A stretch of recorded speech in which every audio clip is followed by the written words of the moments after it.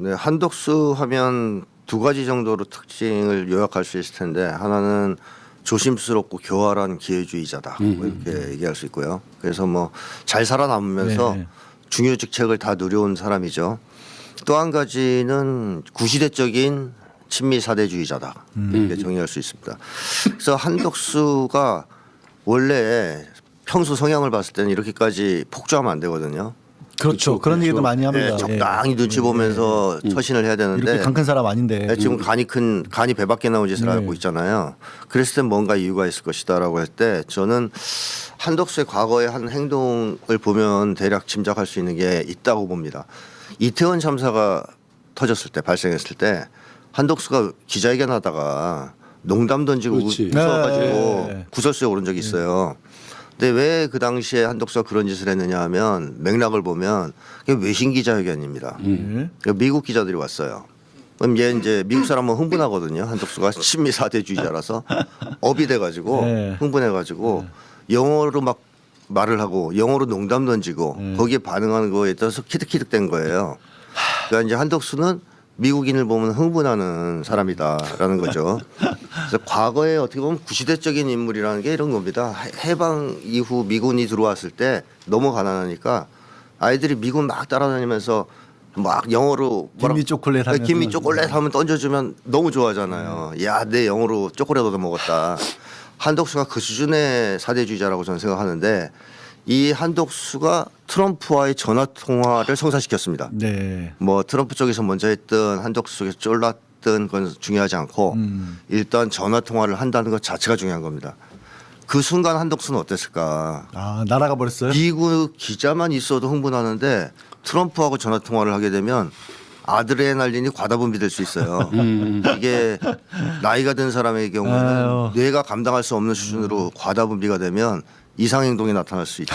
그래서 한덕수가 흥분 상태에 들어가서 야, 뭐 트럼프 형님이 나를 밀어주시는데 내가 뭐 못할 게 뭐가 있어. 야, 윤석열 뒷배가 아니라 아예 트럼프를 그냥 자기는 뒷배로. 윤석열도 뭐 하나의 뒷배일 수 있겠지만 오히려 저는 이제 트럼프가 더 컸다. 그런데 게다가 트럼프가 그런 질문도 했죠. 대선 나갈 거냐. 예.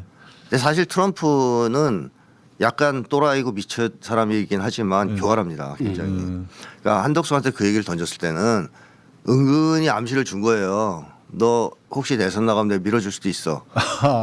그 대신 있는 거 다 내놔. 2달 안에 다 갖다 바쳐. 뭐 이런 얘기를 하려고 이용해 먹으려고 한 건데 그건 한덕수가 자의적으로 해석할 수 있죠. 간이 그냥 터져버렸네요. 트럼프 형이 나를 예선 주자로 생각하시나 봐. 밀어주시나 봐. 눈에 뵈는 게 없지 않겠습니까? 그래서 저는 그런 점에서 한덕수에게 강교한 출세욕이 이번에 사고를 쳤다. 뭐 이런 생각도 들어요. 소장님의 심리 분석도. 의원님은 어떻게 보셨어요? 저는 이제 두 가지 정도 관점에서 봤는데요. 이창동 감독의 밀양을 보면 죄를 짓고 감옥에 있는 자가 나 스스로 신에게 먼저 구원받았다라면서 내가 먼저 용서를 하겠다라는 적반하장의 장면을 보여주거든요. 근데 이청준 작가의 벌레 이야기가 원작인 영화입니다. 지금 사과를 아무도 하고 있지 않죠. 네. 내란 세력 그 누구도 윤석열부터 시작해서. 그런데 가만 생각해 보면 과거에는 특히 이제 중세에는 잘못을 해결할 수 있는 일종의 형식적인 세탁의 통로를 만들어 놨고 그게 일종의 고백이라는 장치였어요. 네, 고해성사 같은 그렇죠. 고해성사 같은 장치를 통해서 이 종교적 고해를 통해서 개별적인 어떤 죄 사함을 받음으로 인해서 나는 신과 계약을 통해서 죄를 사함 받았으니 굳이 사죄할 필요 없다라는 방식이 성사된 거죠. 이게 굉장히 세속적으로 현실화된 것 중 하나가 헌금이죠. 네. 헌금을 많이 내므로써 내 죄를 사하겠다라는 그런 방식의 자기 구제 양식이 발전을 한 겁니다. 지금은 중세가 아니잖아요. 그럼 이 종교 역할을 뭐가 대신하느냐? 저는 지금 안타깝게도 법이 대신하고 있다라고 생각을 합니다. 법적으로 그 변호사님이시지만 제일 먼저 가해자를 만나면 사과하지 마십시오 많이 조언하지 않습니까? 사과를 하지 말라고들 얘기해요. 뼈를 왜냐하면 사과를 하는 순간 그렇지. 잘못을 인정하게 된다라는 점에서 법적 조언의 첫 번째가 가해자에게 사과하지 마십시오예요. 그래서 그리고- 국회의원님 잠깐 끊고 죄송하지만 그래서 네네. 국회 법조인들이 네. 사과해도 법적으로 자백하는 게 아니라고 법을 만들어 달라고도 저희가 청원을 하긴 했습니다. 네. 그러다 보니까 우리는 국민과 시민 투표권을 가진 국민의 입장에서 가령 이태원 참사에 대해서도 사과를 하지 않고 이 사과라는 이 마음을 담은 행위를 저들은 아주 법적인 회피 수단으로만 보기 때문에 그런 부분에서 문제가 생겼고 네. 자 그렇다면 그 양심의 문제를 생각해서 한덕수 역시도 지금 역시 그 한마디로 파면된 윤석열 정부의 내각의 그 행정부의 수장으로서 국무총리는 사과할 의무가 사실은 있어요. 그럼에도 불구하고 법적으로 나는 일단 파면되었지만 될 뻔했지만 돌아왔다라는 식의 자기 구제 효과 이거를 어떻게 활용하느냐 자기 기만으로 활용하는 거예요. 마치 나는 고해했다 네. 헌금 많이 했다라는 방식으로 이제 할 거 다 난 이미 했다? 돌아왔고 법적으로 안전한 상태고 지금도 뭐냐면요 굳이 따지자면 법을 무시한 거지 법을 위반했다고 보기 애매한 부분들이 있거든요. 그러니까 이 법을 매우 애매하게 자기 기만의 수단으로 이용하고 있다. 그렇다면 한 단계 더 들어가서 두 번째로 얘기를 해보죠. 왜 그랬느냐. 결국은 저는 욕망이라고 봅니다. 그런데 왜 이렇게 덜컥거리느냐. 이 사람이 이런 욕망이라는 걸 굳이 가지고 살진 않았어요. 늘 반사체였기 때문에 큰 권력에 기대어서 거기서 얻을 수 있는 반사적 욕망만을 늘 계산하고 살아왔던 사람이 처음으로 욕망이 외삽이 된 겁니다. 밖에서 들어온 거예요. 누군가 넣어준 거죠. 너에겐 이런 욕망도 가능해. 이 외삽된 욕망이다 보니까 덜컥거리고 이물감이 느껴지는 거죠.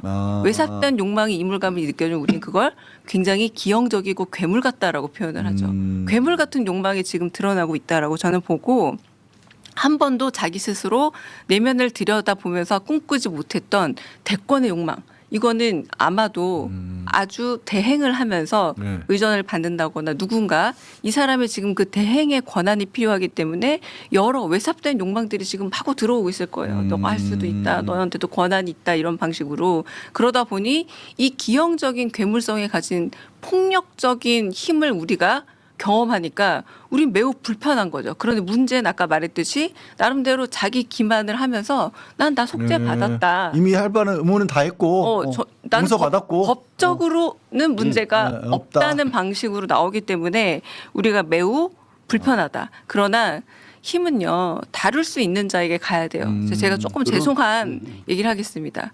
반지의 제왕을 보면은 골룸이 자기의 권한을 넘는 반지를 가지고 있다 보면 어떻게 돼요? 괴물로 됐죠. 외삽된 네. 욕망에 의해서 괴물처럼 살아가죠. 네. 네, 그 빼짝 말라서 정말 자기 욕망에서 자기가 다 타버리는 거예요. 자기를 잃어버리죠, 사실. 자기를 잃어버리죠. 저는 반지의 제왕의 골룸과 같은 형국과 이 지금 저는 한덕수라고 봅니다. 그래. 아마 제가 제가 밝긴 했어요. 그 한덕수. 그 소장님 그렇게까지 말씀하시고 저는 이 정도 얘기하려고 그랬어요. 혹시 이거 가지고 짤 만드는 사람들이 나오지 않을까 걱정된다는 정도였는데 직접 다 그렇게 말씀을 근데 진짜 뭐 단순히 세간에서 뭐 난각병이다 이런 정도라고 얘기를 하는데 그 깊이를 또 이제 의원님께서 짚어주신 것 같습니다.